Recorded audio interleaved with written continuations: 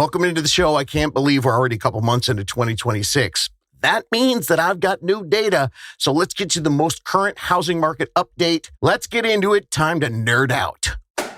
How to Buy a Home educates, protects, and connects first-time homebuyers to qualified vetted realtors in their area. Whether you're looking for DIY information or step-by-step guidance, How to Buy a Home is the #1 resource for first-time homebuyers. All right, what is happening, my winter How to Buy a Homies? I'm David Sidoni, and it's been a minute since I dropped a current market update for you, so that's the plan for today. Now, this is a warning. If you're a brand new listener, this is going to be lots and lots of numbers and stats and housing data. So stick with it, because at the end of the show, I've got a blockbuster piece of market information that you don't want to miss. Don't worry if this all gets pretty intense for you. If you're looking for just the basic, hey, dude, where do I start? All that education, you can get that after this episode. All you need to do is jump to the 10-episode starter series. That's at episode 400.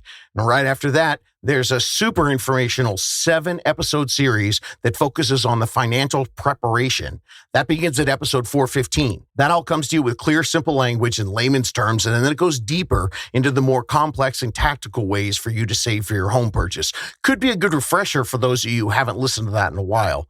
You should also bookmark episodes 426, 440, and 441.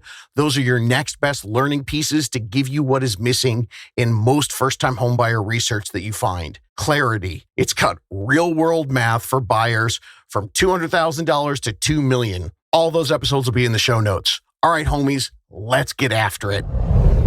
This is the 2026 housing market. And so far, the data, it's kind of still stalled like we were at the end of 2025, but there are some things that are looking pretty good for first-time home buyers. We've got a far friendlier market than we've seen in the past couple of years, that's for sure. And no matter your timeline, right now, that's the best time for you to start building your plan so that you can use all these data points and all these things that are looking more advantageous for you. You can use all that to your benefit. So it's going to get really numbery up in here. A whole bunch of data for the first half of the podcast, first 2/3, and then at the end, that blockbuster information that's really important for everybody. Let's go. Now, as I reported and predicted on this podcast, the January housing market, it started to see a major market slowdown.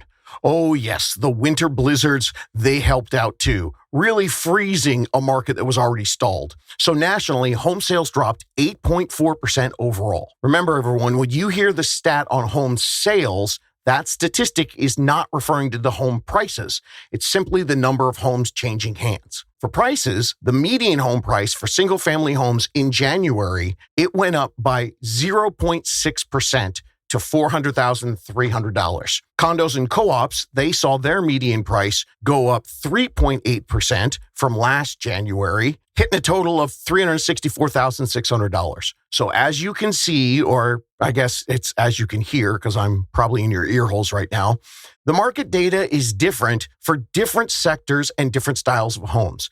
And then in 2026, boy, we've also got some major variations depending on where the home or the townhome or the condo or the co-op that you're looking at is located. Now, I've said this before, but real estate data, it's super local. Those national numbers don't really mean anything for you.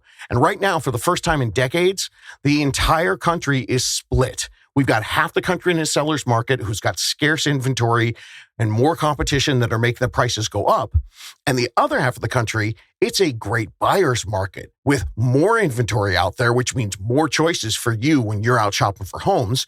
And the prices are staying flat and even decreasing a little bit in some specific areas. So let me break down the 4 major regions of the U.S. for you and give you all the updates. The Northeast, it's still very much a seller's market. We saw total home sales drop 4%. But because it's such a seller's market, the median sales price rose 5.8% when you compare that to last January to a price of $505,400. In the Midwest, we saw home sales drop to 7.1%. But there too, home prices increased 2.3% to a median price of $295,400. In the South, we saw the home sales drop 1.6%, but the prices went up, but they only went up 0.1%. So it's basically flat. And the price there is $351,100. And in the West, we did see home sales drop there 7.9%, with prices down 1.4% from January 2025, and the median sales price of $600,400. That's about as narrow as I can go with those big four regions, unless you want me to do a 9-hour episode.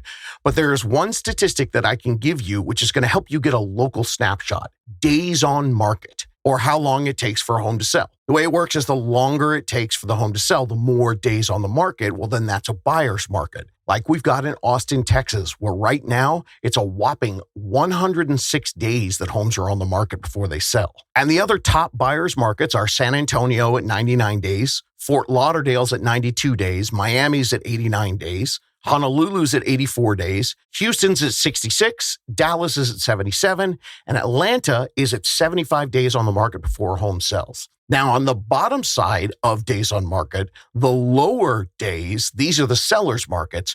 We start with the lowest one, that's Rochester, New York. Homes are only lasting 13 days before they get snatched up. Really competitive up there.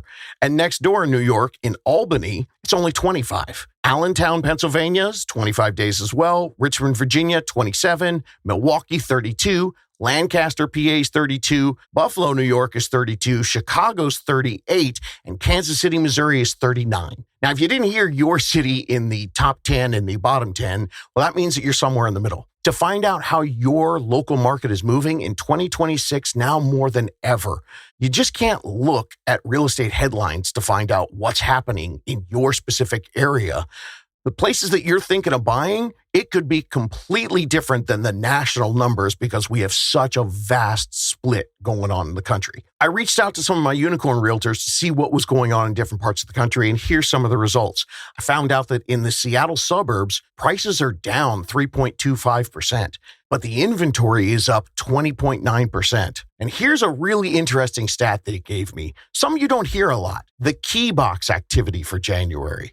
Those are the lock boxes that you have to get into if you want to get into the home, and they're all digitized now.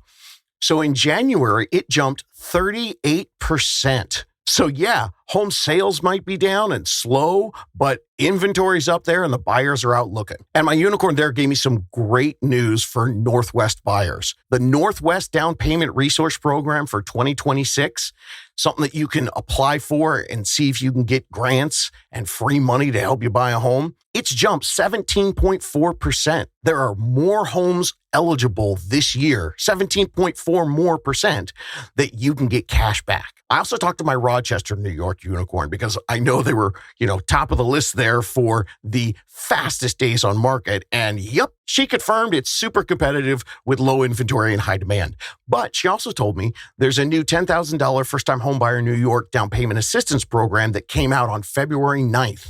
And also the city of Rochester, it actually has their own city grant for $8,000, and that one can be stacked or used with another down payment assistance program. You can use both of them, stack them on top of each other, and that'll help you reduce your down payment and your closing costs even more. I wanted to find out what was going on in Richmond, and I found some good news there. Yeah, things are tight up there, but they have a Hometown Community Heroes grant for nurses, firefighters, teachers, people like that. It's $5,000 for your closing costs. Now, this Hometown Hero grant is legit, but I do have to warn you, if you're in other parts of the country and you see something like this, for 20 years, I have seen so many different Hometown Hero programs, and I got to tell you, almost all of them were scams. Now, they're really not going to steal your money. They're just not going to give you the best option. What they do is they offer you the grants, but they only give them to you if you use their preferred lenders, the people who are just going to push you into their singular loan program, which can ultimately cost you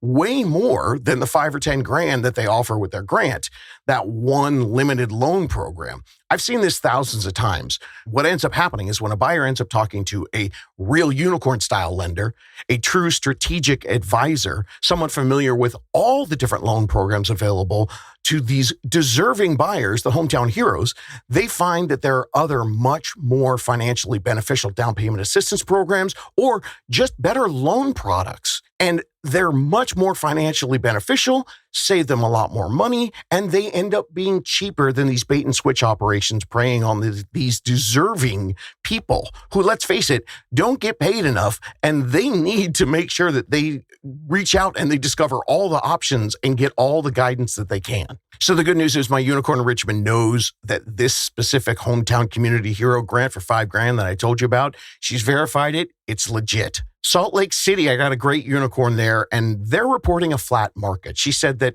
sellers, sometimes they're still originally overpricing their homes when they put them on the market, and so they're seeing price reductions of $20,000, $30,000, sometimes even $45,000. And the homes that sit at the right price, they're selling pretty much at exactly the same price that they did 6 months ago. So deals are there, especially with the new lower interest rates. And those homes priced correctly, you can get sellers who are actually ready to deal. Talked to my unicorns in Portland, found out that, shocker, they've got low inventory right now. But the unicorn reports that in January and February, there are some great fixer-upper opportunities. Boy, if I could say it, it'd be awesome. Fixer-upper opportunities. They're deals happening in Portland. Minneapolis, they're freezing their patooties off, but the sellers are actually giving credits to buyers. But the unicorn doesn't expect that to last once the snow thaws and everyone comes out of their igloos. And here in the always expensive Southern California, a perpetual high cost of living area, we're starting to see a slowdown at the beginning of the year. It's continued kind of since Thanksgiving.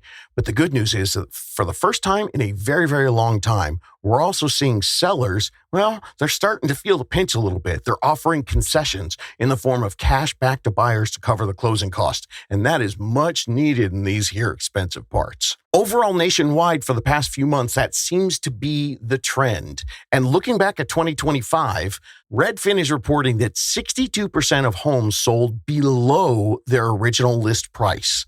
And that's the largest share that we have had since 2012. So the buyer leverage is coming back. And that, my How to Buy a Homies, that is what we call a trend. Any stat that you see, that's the first time we've seen that stat since 2012. That is a huge trend for buyers. Now, if you're not a super nerd like me, maybe that doesn't mean anything to you. Maybe you don't have the home pricing chart burned into your brain.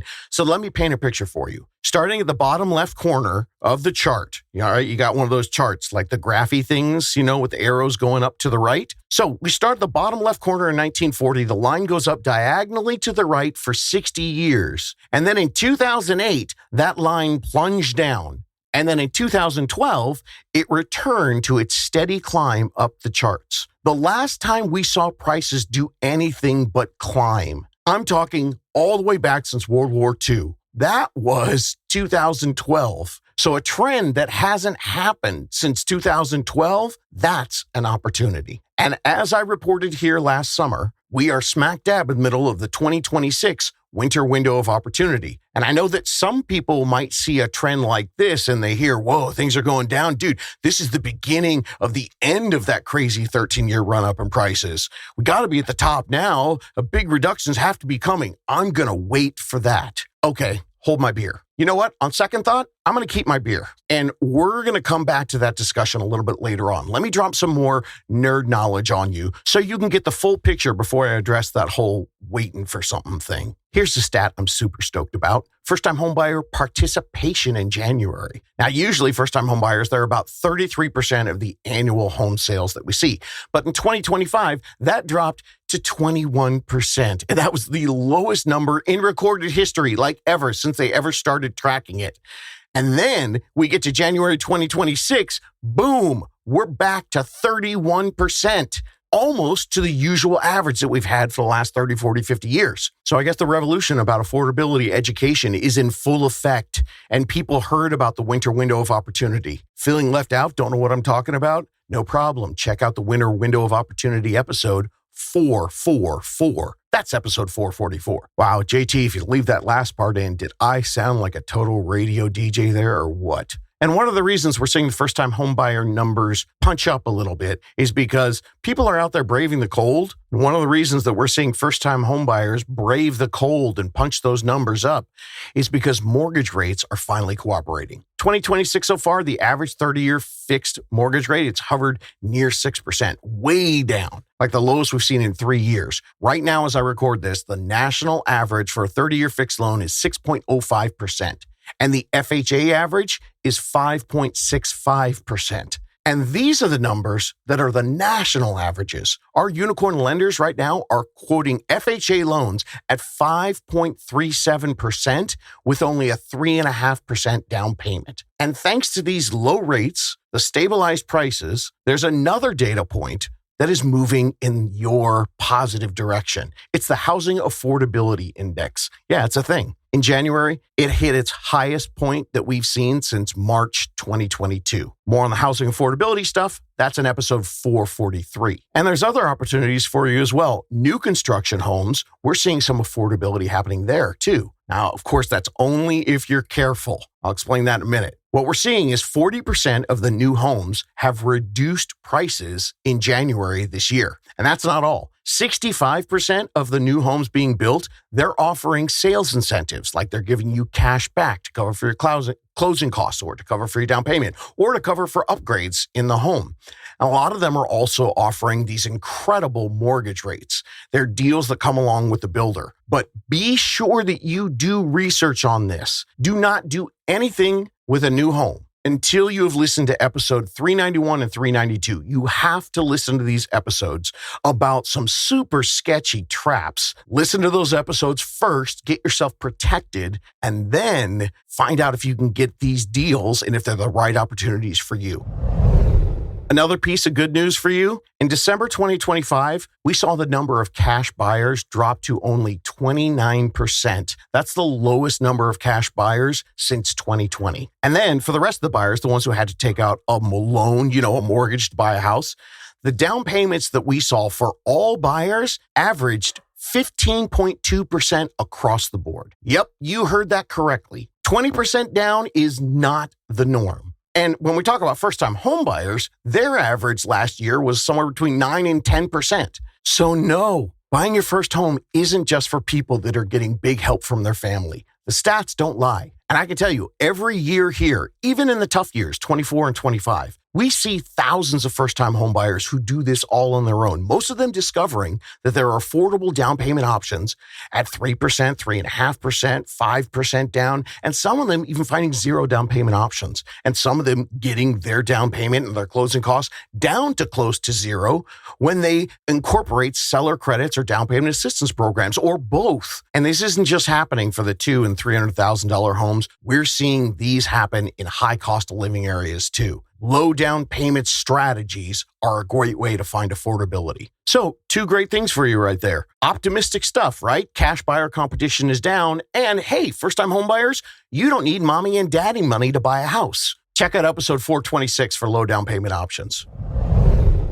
All right, you still with me? That was a lot of facts and figures. And guess what? Here comes more. We're going to talk about the one thing that most, if not all, first-time home buyers, they're getting wrong as we cruise into 2026. What they're doing is they're interest rate watching. Now, homies, if that's you, and if you're waiting for interest rates to make some kind of dynamic move before you make a plan, you're doing this wrong for 2026. Right now, rates are at 6%, and they don't expect to see a lot of change for at least the first half of the year. And none of the leading economists are predicting any giant swings. It's going to be pretty much flat, a little up and down, kind of what we call a sideways year in interest rates. And in January, we got some data that's going to help us figure out what may or may not happen with interest rates. And it looks like things are going to stay pat because the jobs report came out way better than was expected. Actually, almost double what they were expecting. The U.S. added 130,000 jobs in January, so people were stoked. And there was more good economic news, too. The unemployment rate decreased just a little bit from 4.4% in December, but it did decrease to 4.3% in January. And the inflation CPI in January, it dropped from 2.7% to 2.4% at the start of the year. So that's lots of great economic news, right? But hang on, hold up, you're a buyer. Right now, There's good economic news, but what you want is good news on affordability. But the prices and the mortgage rates, those are tied to affordability. And when it comes to mortgage rates, good economic news, it doesn't mean good news or a drop in mortgage interest rates. That's the conundrum that you face as a first-time homebuyer in 2026. Good economic news, well, what happens is the Fed sees that, and now they start to question whether they're going to need to do any more rate cuts to their interest rate. So they're talking about definitely not doing one now, and maybe not some till the second half of the year. And the lenders and buyers, they were hoping and praying for more Fed cuts, because sometimes when the Fed cuts rates, we do see lower mortgage interest rates. Now, right now, the Fed rate is at 3.5 to 3.75%, but a cut that was something that might open doors to lenders and banks being willing to offer better mortgage rates, yeah, it doesn't look like it's going to happen. Last time I checked, it was a 94.1% chance that that number isn't going to change in March, and maybe not for a little while after that. But for 2026, when you factor in all the housing data, not just this most recent good news, this is what I want to make sure everyone understands. Watching the Fed rate is way overrated when you're a first-time home buyer, especially for this year. If you're waiting to buy because you're watching the Fed rate, you're doing this wrong. Let me blow some of your minds right now. The Fed rate, the thing that everybody talks about in all the news. First of all, it's not directly tied to mortgage rates in any way. And the true real estate insiders, we actually look at a totally different indicator. Time to drop some nerd knowledge. The one economic factor that is much more tied directly to mortgage interest rates is not the Fed, it's the U.S. 10-year Treasury bond. That's the benchmark that drives long-term borrowing costs. Historically, the 30-year fixed mortgage rate, it's almost always higher than the 10-year Treasury yield. And the difference between them, the mortgage rate and the 10-year Treasury yield, that's what we call the mortgage spread. And going back decades, when we look at that spread, it usually sits somewhere between 1.7 to 1.8%, or what some people call 170 to 180 basis points. Now, in the last 5 years, during this bonkers economy, we've seen that spread get wider. It's been higher. At one point, the 30-year mortgage rate was between 6.7 and 6.8%, and the Treasury yield was sitting at 4.3%. That made the spread roughly 2.4 to 2.5%, a lot bigger than the traditional spread that we've seen,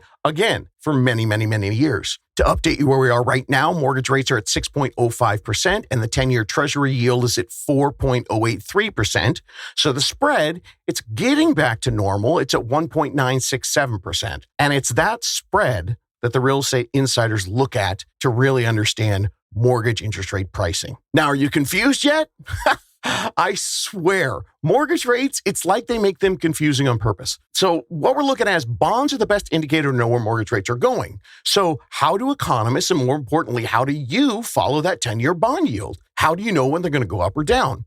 Well, that's where it gets even more difficult to predict. The bond market, it doesn't react to one headline at a time. The bond market is pricing in everything for the future: inflation, economic growth, the risk, and supply. And they do it all at once. To show you what I mean, let's look at why bonds go up to show you how crazy confusing this is, because when I read these, you'll understand a lot of these things contradict each other. If inflation fears rise, investors demand a higher yield. So that means we're going to get a higher 10-year interest rate, a higher rate of return. So the rates go up. But if the economy looks strong, yields can also go up, because a strong growth, that usually means more future inflation later. But at the same time, if the economy is slowing, then yields can still rise, because the government might end up borrowing a ton of money and flooding the market with new treasuries. And that more supply means investors want higher returns.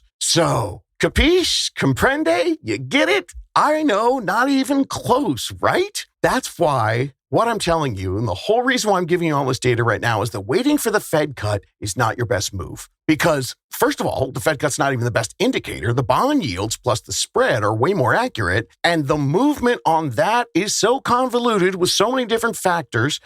The algorithm, to understand it, it would take some sort of mad genius who could figure out why, when, and how bond rates are going to move. So gang, are you more confused than ever right now? And let me rant here a little bit. And understand, I'm ranting with empathy. I really feel for you. And what I'll do is, so let's start with empathy, and then I'll give you my frustration, and then I'll just give you the math. Too many would-be first-time home buyers have become such intense interest rate watchers. And as we just discovered, most of them don't even know what indicators matter or how they work. So the biggest and most frustrating thing that I hear as a first-time homebuyer coach is, hey, you know what? I'm going to watch the economy to see what happens with interest rates. Okay, homies, as a guy who talks to hundreds of first-time homebuyers a day, thousands a week, hear this right now. In 2026, you will not save money watching and waiting to see what happens with the interest rates. Rates are expected to hang around 6% for the entire year. And then here's the crazy part. So if you're one of those people sitting around waiting, you're like, oh, it gets to 5.5%. Man, that's when I'm going to jump in.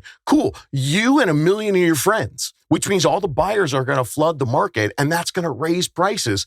So when it comes out and you do all the math, you're actually not going to save money on your monthly payment. Okay, that was the empathy and the frustration. Here comes the math. If you're looking at a $450,000 home, 10% down at 6.5% mortgage interest rate, that's going to cost you about $3,000 a month for your principal, your interest, your taxes, and your insurance. Got it? $450,000 home, 10% down, 6.5% rate, $3,000 a month. Same house, 10% down, 6% rate, $2,850 a month. Same house, 10% down, 5.5% rate, $2,700. Yeah, $300 difference for an entire point, and only $150 a month savings if we go from 6% to 5.5. And right now we're sitting right about 6%. And most people think that the interest rates are not going to move more than half a point one way or the other. So I don't think that people realize the timing that they should be working on when they're buying a home. The timing should be looking at the low competition. They should be looking at their local market. They should be talking to their local professional and trying to time and find out what's happening exactly then. Because you're going to save tens of thousands of dollars in the pricing and the seller concessions and the deals to be had. Here's the reality. If the rates do hit 5%, then all those overanalyzing rate-watching buyers, the ones who don't realize it's only going to save them $150 a month, well, they're all going to completely flood the market, competition increases, and suddenly that $450,000 home that was $2,850 a month at 6%, well, now it's going to be bid up to $500,000. So great, you got it at 5.5%, but the monthly payment's $3,000, more expensive than 6% on a $450,000 home. So if you're a rate watcher, I feel for you. I'm a little frustrated that there's not enough people out there explaining the math. And if you heard that math and it didn't make sense to you, love you, you're in the wrong podcast. I'm here to educate and empower people who have done their own rent replacement strategy math. That math is so much more important. We're trying to help people who are looking for the best way to create their own best personal custom plan.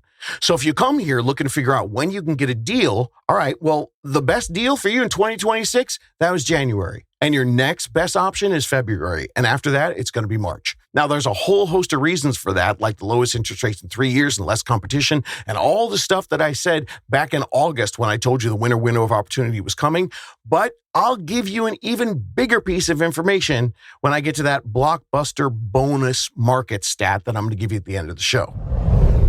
So what we've seen in January is the same thing also goes if you're hoping that the news headlines about government intervention and government fixes for housing affordability is going to be your salvation. I reported this in previous episodes. No matter what you hear, this year, politicians are going to try to placate and give you some good lip service and things that sound really great before we get to the midterms. But I'm telling you, don't hold your breath. 72% of the reported voters are home owners, and Trump talked about a lot of housing stuff that he was going to do, try to help affordability. But then he backpedaled hard when he said that he absolutely did not want to see home prices drop or decrease.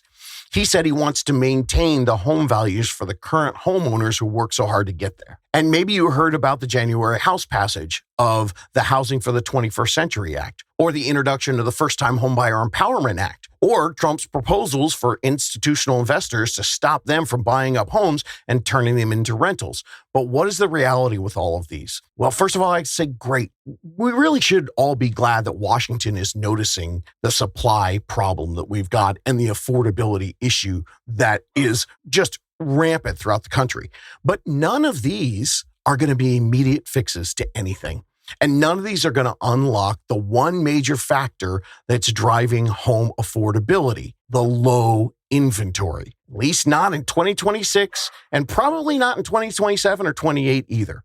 So there it is. I said it. Low inventory. That's the one piece of housing data that matters in 2026, especially in what people are predicting in what we call a slow and steady housing market, a stall, basically. The one stat that says that waiting for more affordability isn't going to save you money because prices aren't going to crash.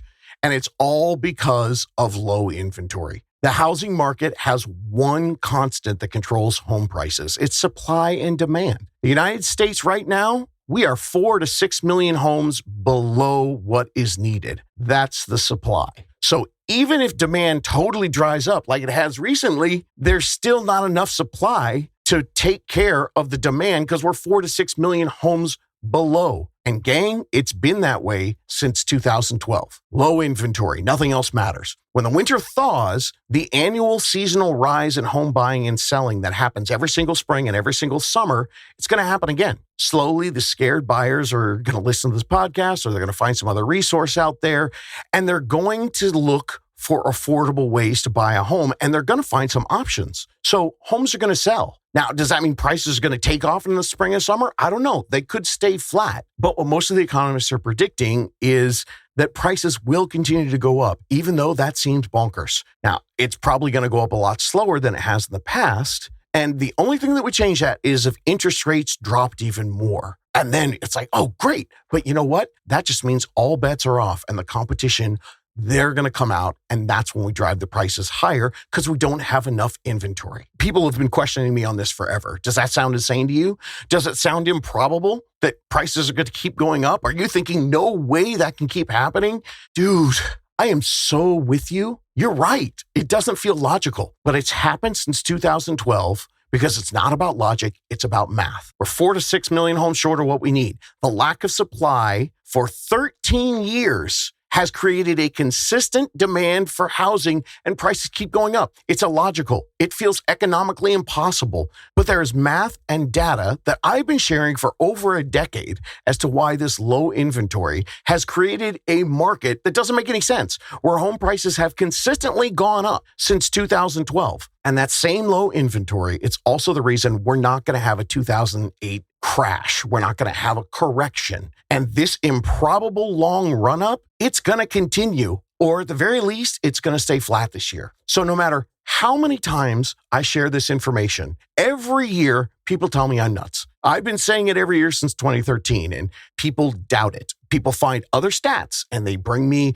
a number or a piece of data, and then they dispute it. Man, I got to tell you, as the champion of the first-time home buyer, I want to be wrong. I so want it. I feel for all the doubters and the haters out there. I empathize with them because I'm watching them cling to the hope that prices are going to correct in a big way. And then they're finally going to be able to get their affordable option. Meanwhile, they don't know that they actually got affordable options right now. And while they're waiting, their rent keeps going up year after year after year. I've had this conversation with people that have waited 6 months. I've had this conversation with people that have waited 6 years.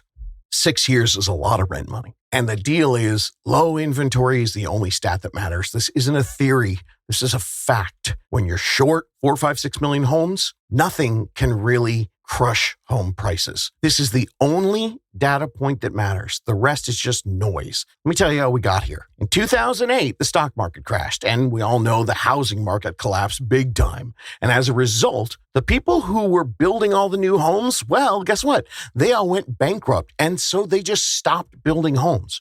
Over the next 5 years, there was a hole dug so deep that we haven't even climbed out of it today in 2026. Here's the stats. 10 years before the crash, from 1998 to 2007, new home builders built 16,991,000 homes. So they built 17 million homes over those 10 years. The 10 years after the crash, from 2008 to 2017, they only built 9 million new homes. And during those 10 years, our population also increased by 24 million people. So we had 8 million fewer homes built than the 10 years before the crash, and we had more people. And to see how we've fared since 2017, all right, before the crash, every year they built an average of 1.7 million homes. In the 10 years after the crash, they were only building 900,000 homes a year, almost 50% less. And of course, in those 10 years, more people. Now, since 2017, oh, great, maybe we've gotten closer to that 1.7 million a year number. Nope, the hole kept getting deeper. From 2017 all the way up to last year, 2025,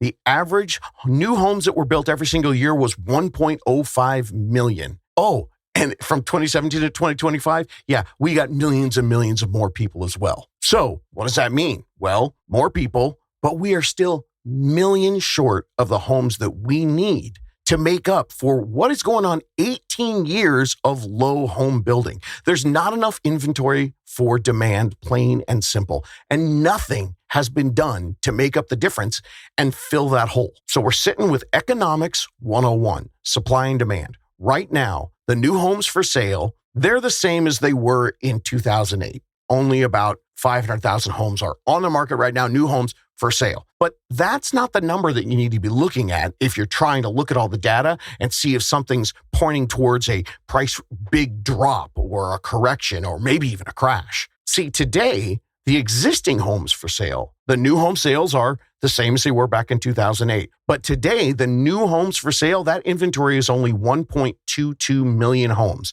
In 2008, the inventory for existing homes for sale was over 4 million homes. So that means we would need 3 million magical new listings to pop up and appear on the market before we saw any significant drop in home prices. Right now, even though we've got what's considered to be a low inventory of existing homes for sale, 1.22 million, the demand still outweighs that low supply. And this has been the story for 13 years. So crap, what does that mean? Is this really going to keep happening? Are home prices really going to keep going up? Okay, well, this isn't 2008. We're not going to see a giant crash, but we're also not going to see the run-up we saw in 21 and 22, the post-COVID price bonanza. But what we have seen is that already in early 2026, it shows us that the data has the buyers starting to come out a little bit. So unless a magic home building fairy starts plopping new homes out there, or another 2 or 3 million homeowners decide, hey, 2026 is my year to sell, the big price decreases, they don't look very likely, and it's just simple math. I've got years of research on this, and I could get even more granular with all the data, if you can believe it. But honestly,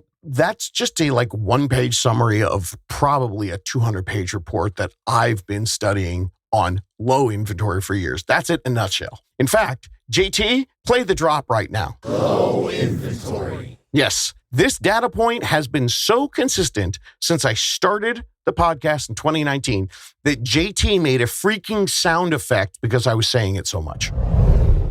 So I know that was a lot of information. Let me wrap up this market update episode with one last real important point. It's about this low inventory thing. Well, you know what? I want to get real. Are you guys cool? Can I get real with you? I mean, I'm always being real and I'm always being transparent. And I'm always trying to make sure you get all the information, but I want to get real with you right now. See, my whole real estate career, like my entire time, it's been trying to help first-time homebuyers figure out how to do what feels impossible. Because once I figured out all the tactics that I saw people weren't using, I got super stoked to be able to share that. And I got to tell you, man, this low inventory shit isn't helping. I know there's a lot of people out there who tune into these current market update episodes because they're trying to time the market. And if that's you, I said it before, I really don't think this podcast and the mission is for you because the data, it's pointing towards more of the same. So your best way to really save money, which is your ultimate goal, right? It's not trying to time the market. It's getting in as soon as you can. That one stat, the low inventory, it says there isn't a money-saving waiting thing that you can do. There's not some magic time in the future where you're going to swoop in and save tens of thousands of dollars. It's straight up. That's not happening. Waiting costs you more money than a rent replacement strategy because guess what? You pay rent while you spend all that time waiting. So until that changes, just know that the belief here on the podcast is that the best time for you to buy a home was yesterday. Period. The end. Curtain. That's it. and I can't be more clear about it. This low inventory thing is making this 13-year run seem incredible. Are we going to be talking about a 15 or 16-year run? I don't know. Maybe this year just stays flat. And then the year after that, it goes up a little bit. And the year after that, it goes up a little bit more. But until the inventory gets corrected, I really don't see mathematically how we can have a crash. Low inventory is making what seems illogical like totally normal. And no matter what you hear, there are no stats. There's nothing. And I get so frustrated when I see people on social media or read something online where they're like, oh, it's going to crash. And this is why. Nope.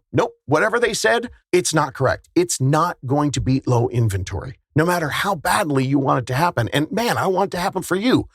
I've been saying this since 2019. That's where I'm getting real. I've been trying to give the full, correct, and protective information for you, for your benefit. And I'm just waiting to be able to tell you, oh my gosh, prices are changing, but that's not happening because these impossible stats, they've been proving true year after year, and prices are not taking a big hit. And frankly, dude, this sucks. This has been difficult for me. I mean, think about it. I was back in 2019, so excited, finally in a place in my life I could take all my knowledge and all my expertise I gained over the years, and I could build a company to give back. Well, here I am today, 7 years into a company built on my whole you can do this positive vibes.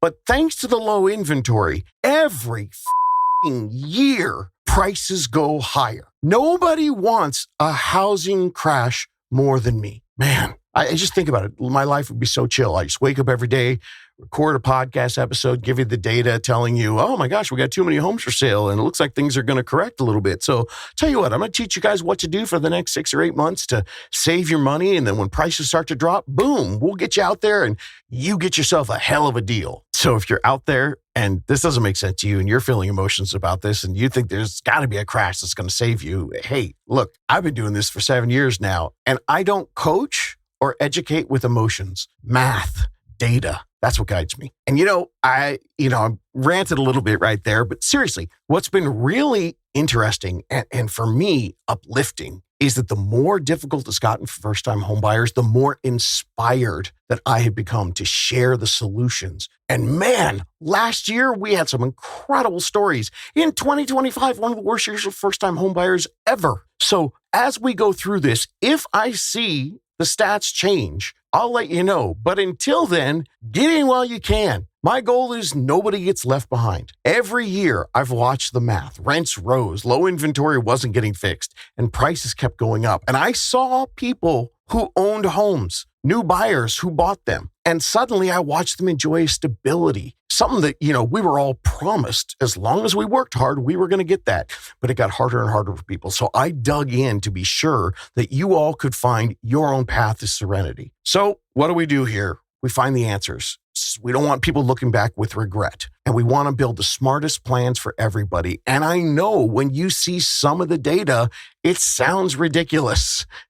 And it's real easy to blame the boomers and get pissed off and think this has got to change. Well, if you're looking at the full picture, the math is on the side of, got to do what we got to do and get a rent replacement strategy. If you're waiting for the market to make sense, oh my God, you're going to be renting forever. This low inventory has broken any logic that anyone ever had about figuring out what's going on with the housing market. The people who win in their life with their first home purchase aren't the ones who timed the market. They're the ones who entered the market. And your future self is going to look back on you. They're going to look back at today, at this very moment, and they're going to say, dude, thank you. Thank you for starting when the noise was so loud and it looked like it was going to feel hard. I don't know if you're going to say that. I kind of put words in your mouth. Are you the kind of person who says, dude? Probably not. Anyway, what you need to do is you need to get serious about building stability, building your wealth, and most of all, getting out of this rent trap. You don't have to buy a home this weekend,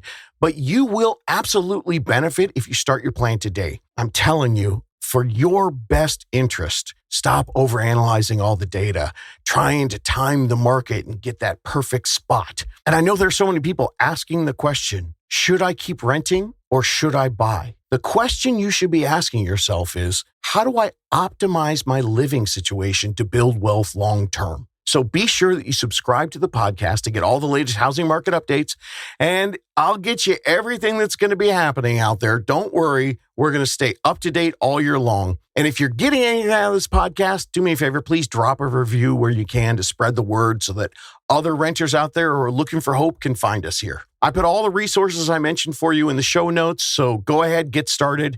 Your future you will thank you, even if they don't say, dude, you can do this.